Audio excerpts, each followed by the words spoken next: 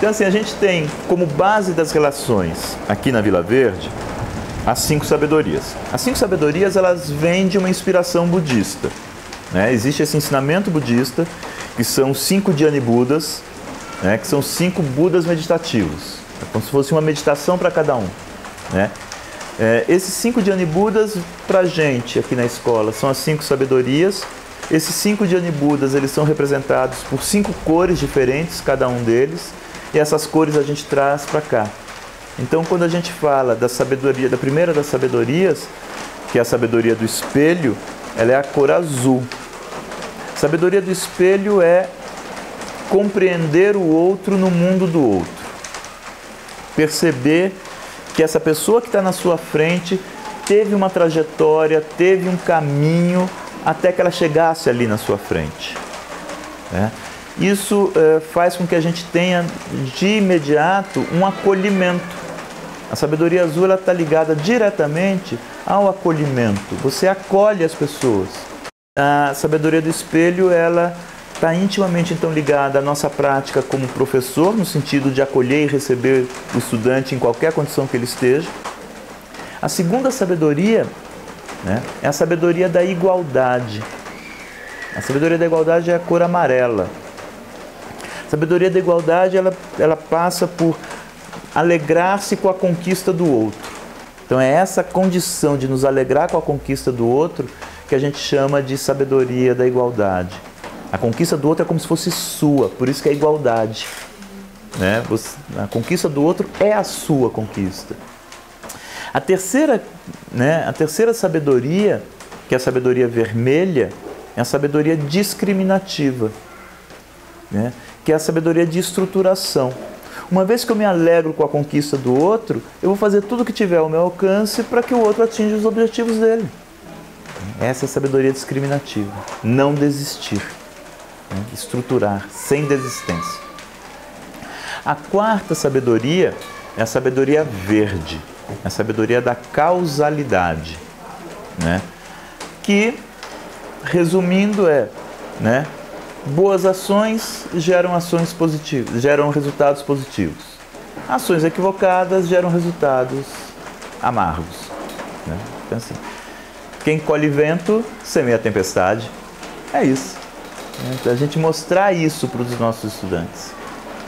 A sabedoria verde, ela se expressa de 2 formas. Antes ou depois da ação equivocada. Antes da ação equivocada, a gente vai buscar impedir que ele faça isso, né? Conversando ou mesmo até com uma ação mais enérgica, né? Porque a gente está vendo, né, as consequências daquela ação. E depois que a ação foi feita? Né? Depois que a ação foi feita, a nossa ação qual é? Impedir que ele se dê bem com uma ação equivocada. Então a sabedoria verde, a sabedoria da causalidade, ela trabalha nesses 2 pontos. Impedir da ação ocorrer, ou uma vez que ela ocorreu, impedir que a pessoa colha bons frutos dela. Porque senão ela tende a repetir uma ação equivocada.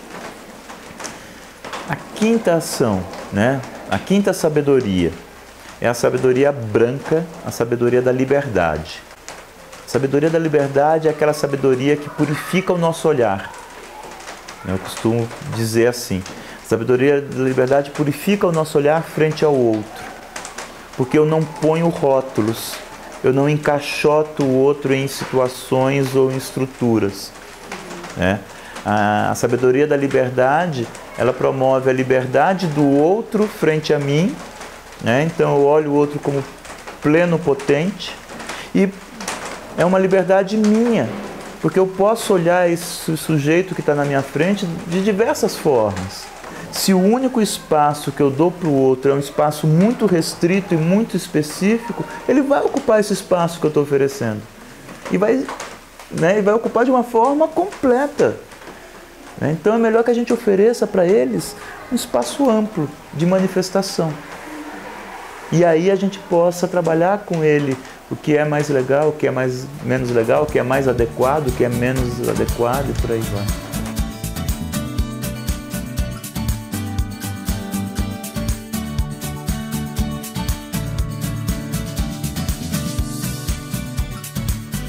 por exemplo, eu vou avaliar conteúdo factual, é aquele que é de memorização. Dentro de uma faixa etária, eu espero que o estudante já tenha aquele conhecimento. Por exemplo, 2 mais 2 para um aluno de 4º ano, eu imagino que um aluno de 4º ano já saiba quanto é 2 mais 2.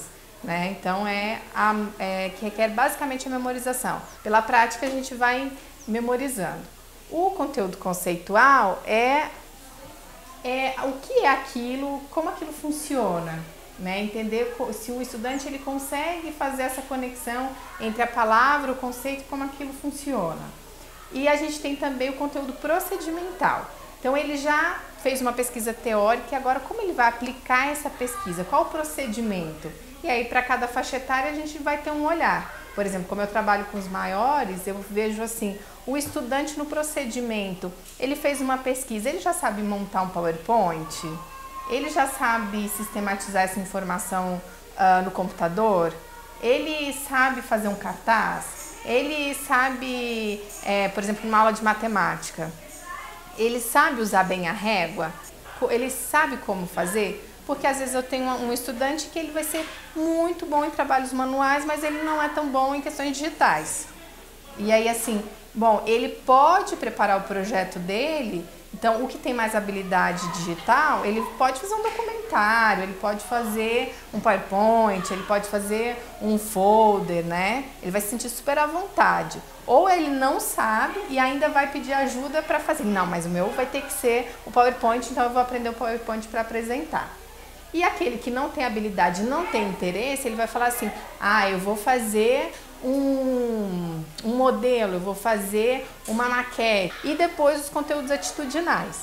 Então assim, e aí esse atitudinal ele vai se desdobrar em outros conteúdos. Como eu me relaciono comigo mesmo? Eu faço tarefa? Eu não faço tarefa? Eu sou compromissado com a aula? Eu tenho bons hábitos de higiene? Lavo a mão antes do lanche, né? Tenho responsabilidade, então isso. Atitudinal com o outro, eu consigo respeitar o espaço do outro, eu sei ouvir o professor, né? Eu consigo respeitar as regras da escola, então esse é o atitudinal com o outro. Depois tem o atitudinal com a escola, com o patrimônio escolar, com o espaço da escola, eu respeito a escola, eu respeito os servidores da escola, eu cuido do material da escola, eu ajudo os meus colegas a cuidarem do material da escola. E por último, com o meio ambiente. Então a gente está aqui no meio do cerrado, então uma coisa que é muito forte, bonitinha assim, é quando a gente vai fazer passeio de campo, principalmente os estudantes que estão há mais tempo na escola, então a gente vai falando, olha, então a gente vem aqui, a gente vem apreciar, a gente não vai saindo coletando os cristais, a gente não vai sair levando as pedrinhas, né? A gente não vai ficar quebrando o galho da árvore. Então, ele já tem assim esse cuidado. E muitas vezes, quando a gente recebe novos alunos, eles já saem assim, porque também não tem, às vezes, muito contato com a natureza, né? Então, eles saem assim loucos. Que lindo, eu quero levar para casa.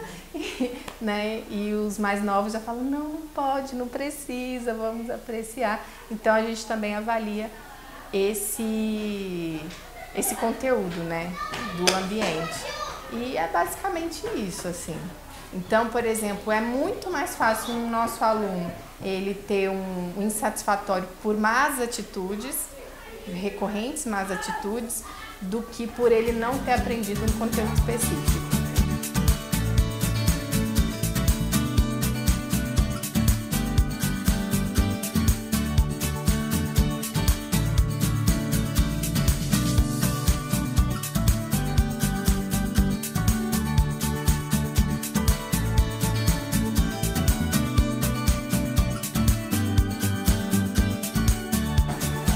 Então, pessoal da Lápis de Cor, eu queria agradecer muito a visita de vocês, queria agradecer muito que vocês cederam essas 5 pessoas para eu poder conhecer ao vivo, de perto, e poder conviver um pouco com elas.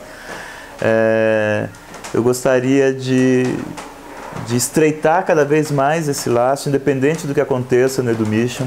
Eu acho que o mais importante a gente já conquistou, que foi esse primeiro reconhecimento de estarmos aí no grupo das 23, E segundo, essa possibilidade da gente ficar olhando um para os outros e poder ficar convivendo com gente que tem esse mesmo brilho no olho da educação que a gente acha que só a gente tem.